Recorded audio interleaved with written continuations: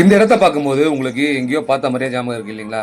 ஆமாங்க, நீங்கள் நிறைய திரைப்படங்கள், அதுவும் முக்கியமாக தெலுங்கு திரைப்படங்கள் அதிகமாக பார்க்குறவங்களா இருந்தால் இந்த இடம் கண்டிப்பாக உங்களுக்கு தெரிஞ்சிருக்க வாய்ப்பு இருக்குது. அதுவும் குறிப்பாக பாலையா படங்கள், நிறைய படங்கள் இந்த இடத்துல வந்து ஷூட்டிங் எடுத்திருக்காங்க.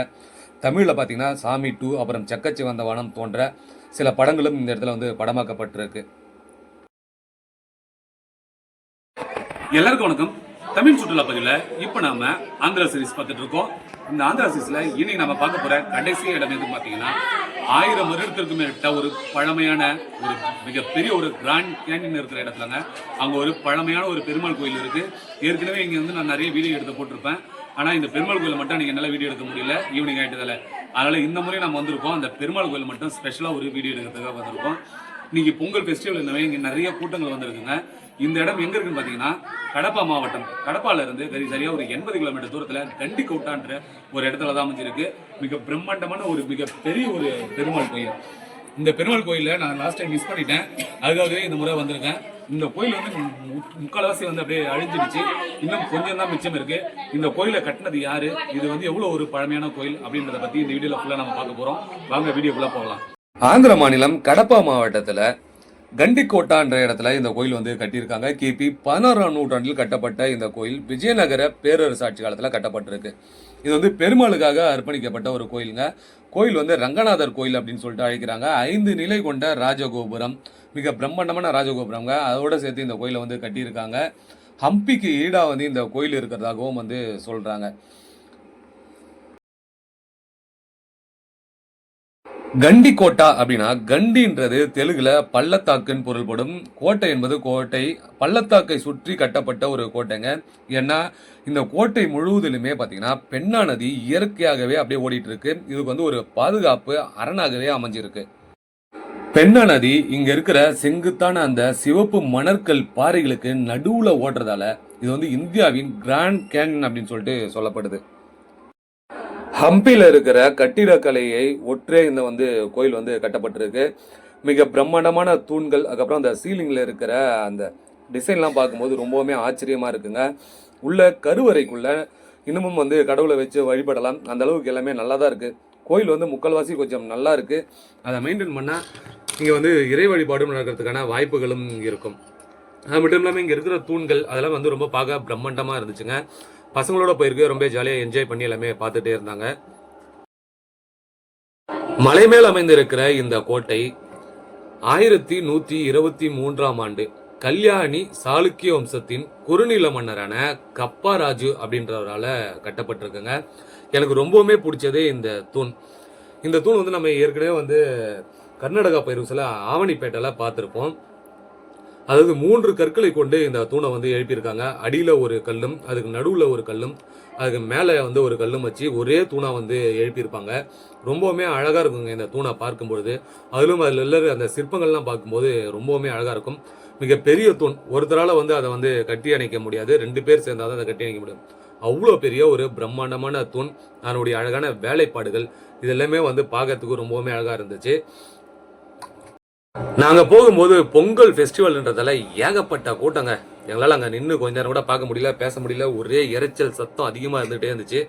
அந்த டைமில் ஏன்டா இங்கே வந்தோன்ற மாதிரி ஆயிடுச்சு. நீங்கள் போகணுன்னாக்கா ஒரு ஃப்ரீயாக இருக்கிற டைமில் போங்க, அப்போ தான் அது வந்து நம்ம நிம்மதியாக நின்று பார்க்க முடியும், எல்லாத்தையும் வந்து ரசிக்க முடியும். இல்லைனா அந்த இறைச்சல் சத்தத்தில் நமக்கு ஒன்றுமே கேட்காது, ஒன்றுமே புரியாது, ரொம்பவுமே வந்து கஷ்டமாக இருக்கும். கோயிலில் சுற்றியுமே அந்த மேடை போன்ற அமைப்புகள் இருக்குதா, இதுதான் ஹம்பியில் வந்து இந்த மாதிரி மேடை போன்ற அமைப்புகளில் வந்து கோயில்கள் கட்டியிருக்காங்க அப்படின்னு சொல்லியிருக்காங்க. நானும் இது வரைக்கும் பார்த்ததில்லை, நிறைய வீடியோஸில் தான் பார்த்துருக்கேன். அதை போன்ற அமைப்பிலேயே இந்த கோயிலும் வந்து உருவாக்கி இருக்காங்க. நாம லாஸ்டா ஒண்டிமிட்டால இதே போன்ற தூணை வந்து பார்த்துருப்பாங்க. அந்த கோதண்டராம சுவாமி கோயிலில் இந்த தூணை போலவே பார்த்துருக்கோம். அதே போலவே இங்கே கட்டியிருக்காங்க. ஏன்னா இது வந்து விஜயநகர பேரரசால் கட்டப்பட்டதுனால ஒரே அமைப்பில் தான் நிறைய கோயில்கள் வந்து கட்டியிருப்பாங்க. அப்படியே கோயிலிருந்து வெளியே வந்ததுக்கப்புறம் எனக்கு இந்த கோயில் ரொம்பவுமே பிடிச்ச இடம் எதுன்னு பார்த்தீங்கன்னா இதனுடைய வெளி சுற்று மண்டபம்ங்க. அது மட்டும் இல்லாமல் இந்த கோயிலோட கார்னரில் ஒரு ரூம் ஒன்று கட்டியிருந்தாங்க. அந்த அறை எதுக்காக இருக்கும், சமையல் அறையாக இருந்திருக்கலாமா இல்லை வேறு ஏதாவது ஒரு யூஸ் பண்ணியிருக்கலாமான்னு தெரியல. ஏன்னா நாங்கள் உள்ளே போகும்போது அது சமையல் அறையாக இருந்ததுக்கான வாய்ப்புகள் ரொம்ப குறைவாக இருந்துச்சு. கடைசியாக ஒரு இடம் பார்த்தோம், அங்கே தான் சமையல் அறை இருந்ததுக்கான வாய்ப்புகள் இருந்திருக்கணும்னு நான் நினைக்கிறேன். சரி, இந்த அறை எதுக்காக இருந்ததுன்னு தெரியல. ஆனால் இந்த அறையில் சீலிங்லாம் வந்து கொஞ்சம் டேமேஜ் ஆகி இருந்தது. மற்றபடி சுற்றுச்சுவர் அந்த தூண்கள் எல்லாமே ரொம்பவுமே நல்லா இருந்துச்சு. எனக்கு பிடிச்சதே பார்த்தீங்கன்னா இந்த கோயிலில் உள் சுற்று மண்டபம், அதாவது மிக பெரிய அளவிலான ஒரு உள் சுற்று மண்டபம்ங்க. ஷேப்ல வந்து கட்டியிருக்காங்க. ரொம்பவுமே வந்து சூப்பரா இருந்துச்சு.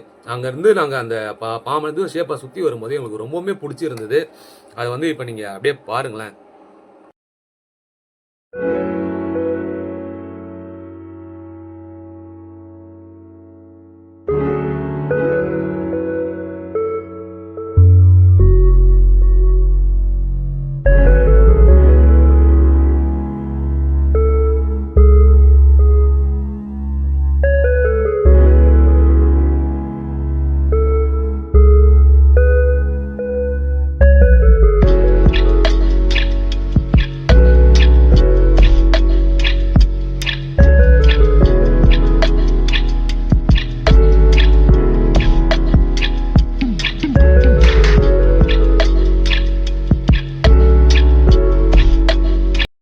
ஆரம்ப காலத்துல இந்த கோட்டை 1123ஆம் ஆண்டு கப்பா ராஜுன்றவரால் கட்டப்பட்டதுன்னு சொல்லியிருப்பேன்.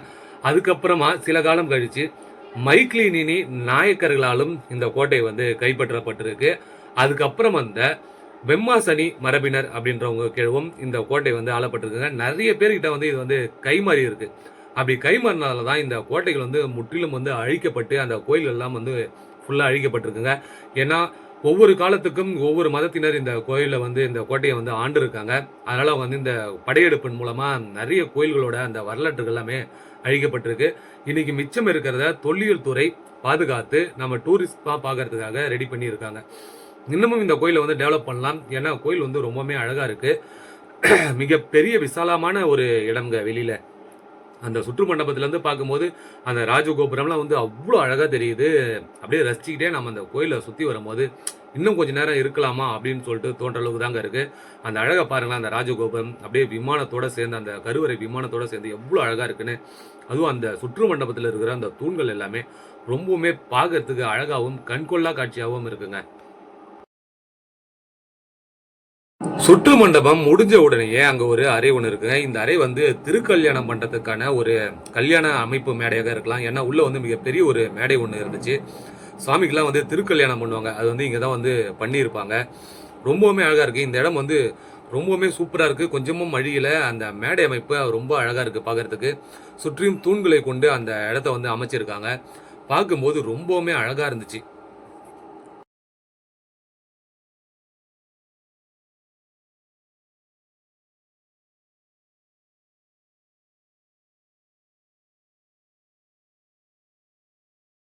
இந்த மண்டபத்தை பார்த்துட்டு அப்படியே வெளியில வந்ததுக்கு அப்புறம் பக்கத்திலேயே ஒரு அறை ஒன்று இருக்குங்க. அநேகமா அந்த அறை தான் வந்து சமையல் அறையாக இருக்க வாய்ப்பு இருக்கு.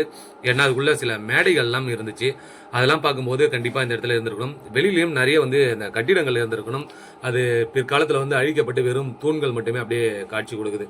அது வெறும் எலும்புகள் மட்டுமே இருக்கிற போலவே இருக்கு. பார்க்க கொஞ்சம் கஷ்டமா இருந்துச்சு. இப்போ இந்த அறைக்குள்ள தான் நம்ம போக வரோம். இந்த அறைக்குள்ள தான் அவங்க சமையல் அறையா யூஸ் பண்ணிருக்கணும். ஏன்னா இங்க சில மேடை அமைப்புகளும் இருக்கு. இது மேல வச்சு அவங்க சமையல் செஞ்சிருக்கணும். கோயிலுக்கு நெய்வேத்தியத்துக்காகவும் அப்புறம் அங்க இருந்த பக்தர்களுக்கு பிரசாதம் கொடுக்கறதுக்காகவும் இந்த இடத்த வந்து பயன்படுத்தி இருக்கணும். உள்ள வந்து நிறைய வந்து சிற்பங்கள்லாம் வந்து நாங்க பார்த்தோம். அதெல்லாமே அப்படியே ஒன்று ஒன்றா நம்ம பார்க்கலாம். அந்த காலத்துல நிறைய பேருக்கு சாப்பாடு போட்ட இந்த இடம் இன்னைக்கு எப்படி இருக்குன்னா நிறைய குடிமகன்களின் புகலிடமா இருக்கு. ஏன்னா அவங்க வந்து இந்த இடத்துல குடிச்சிட்டு அங்கேயே அந்த பாட்டிலையும் வந்து வச்சுட்டு போறாங்க. இந்த இடத்துல கிளாஸ் பாட்டில்ஸ் ஒரு நிறையவே இருக்குங்க. நடுவுல வந்து இதெல்லாம் வந்து கொஞ்சம் நல்லா இருக்கும். அப்படியே இந்த பக்கம் பார்த்தோம்னா அந்த காலத்துல சாப்பாடு போட்ட மாதிரியே தெரியுது. ஏதோ குடிக்கிறாங்க. இந்த காலத்துல ராஜா பார் மாதிரி யாரும் சரியா சொல்ல முடியல. 1100ஆம் வருஷம்னா இந்த கோட்டையை வந்து கண்டுபிடிச்சிருக்காங்க அப்படின்னு சொல்லிட்டு தான் சொல்றாங்க. அதோட எடிட்ல நம்ம ஃபுல்லாக பார்ப்போம். முதல்ல நம்ம இந்த அறைக்குள்ள வரும்போது இந்த அளவுல இதில் தான் வந்தோம். இது வந்து முன்னாடி கழுவு வச்சு அவங்க வந்து பயன்படுத்தியிருக்காங்க. அதுக்கான அடையாளம் என்னன்னு பார்த்தீங்கன்னா இங்கே மேலே இருக்கு பார்த்தீங்கன்னா இந்த துளையும் இதுலேயும் பார்த்தீங்கன்னா ஒரு துளை இருக்கும். இந்த 2 துளைகளுக்குள்ளேயும் இந்த இடத்துல ஒன்று அவங்க மரத்தால் வச்சிருக்கணும், இல்லைன்னா கல் வச்சிருந்தோம். வச்சுட்டு 2 பக்கமுமே இதுக்குள்ள இருக்கும். டோர் வந்து இப்படி க்ளோஸ் பண்ணுறதுக்கும் திறக்கிறதுக்கும் வந்து இதை வந்து பயன்படுத்திருக்கணும். அதுக்கு கீழே இந்த அடையாளங்கள் இங்கே கொஞ்சம் இருக்குது. மீதி எல்லாம் வந்து அடையாளங்கள் கழிஞ்சிட்டு இருக்கு. ஆனால் அந்த காலத்திலே இந்த கல்லே பாருங்க எவ்வளோ அழகாக அப்படியே ஒரு வட்ட வடிவில் வச்சு உள்ள அந்த ஷேப்பில் வந்து சூப்பராக பண்ணியிருக்காங்க. பாதுகாப்புக்காக இந்த கதவு போகிறதுக்கு அந்த வந்து சூப்பராக பண்ணியிருக்காங்க. அதை நம்ம பார்த்துட்டு இருக்கோம். மொத்தம் இன்னும் 3 மீன் இருக்கு. ஃபர்ஸ்ட் மீன் வந்து இங்கேருந்து இது வரைக்கும் இருக்கு. மொத்தம் இந்த நடுவில் இந்த ட்ரையாங்கிள் நடுவில் புள்ளிலாம் 3 மீன் தான் கண்ணு. அது மட்டும் இல்லாமல் இங்கேருந்து ஒரு மீன், இங்கேருந்து ஒரு மீன், அது மேலேருந்து ஒரு மீன், இந்த மாதிரி 3 மீனை ஒரு பெரிய கல்லை செலுத்திக்கிறாங்க. இல்லை யானைங்க இந்த ஒரு கல்லை எப்படி செலுத்திக்கிறான்னு பாருங்க. ஒரு யானையோட தும்பிக்கையில் இருக்கிற அந்த அடையாளத்தை அப்படியே வெள்ளை கல்லில் தெரிஞ்சு பார்த்தீங்களா, அப்படியே செதுக்கிறாங்க. ஒரு யானையை ஒரு ஃபோட்டோ எடுத்து எப்படி துத்தியாக பார்த்தா எப்படி தெரியும், அந்த மாதிரி தான் இதுலேயும் இருக்குது. அது மேல போத்தி இருக்க போர்வை, அப்புறமா அது அலங்காரம் பண்ணியிருக்க அந்த மெட்டீரியல்ஸ் எல்லாமே அப்படியே அச்சசரா செதுக்கியிருக்காங்க. அதோட கண்ணு எல்லாமே அப்படியே ரியாலிட்டியாவே இருக்கு. அதோட வால்ல பார்த்தீங்கன்னா மணி மாதிரி யாரோ தட்டிக்கிறாங்க. அப்புறம் முழுவதுமே நிறைய வந்து சிற்பங்களை வந்து செதுக்கியிருக்காங்க. ஆனால் அது எல்லாமே வந்து உடஞ்சிருக்கு பாருங்க. முகம்லாம் வந்து அப்படியே உடஞ்சிட்டு இருக்கு. நல்ல இருக்கிற சிற்பமாக இருக்கட்டும், எல்லா சிற்பத்துலேயுமே ஒரு டேமேஜ் வந்துக்கிட்டே இருக்குது. இவ்வளோ ஒரு பழங்கால ஒரு இது வந்து இந்த அளவுக்கு கேர்லெஸ்ஸாக விட்டுட்டு இருக்காங்க. உள்ள பாருங்க, இந்த இடத்துல பாருங்க, இங்கே கூட விநாயகர் இருக்குது. ஆனால் விநாயகரோட முகமே இங்கே இல்லை. அந்த தொப்பையை வச்சு தான் நம்ம விநாயகர்னே கண்டுபிடிக்கிறதா இருக்குது.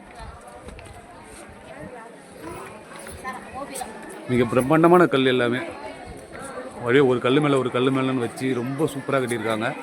அதுக்கப்புறம் மேலே வந்து செங்கல்ல வந்து கட்டியிருக்காங்க. 5 நிலை கொண்ட ராஜகோபுரமாக இது இருக்குது.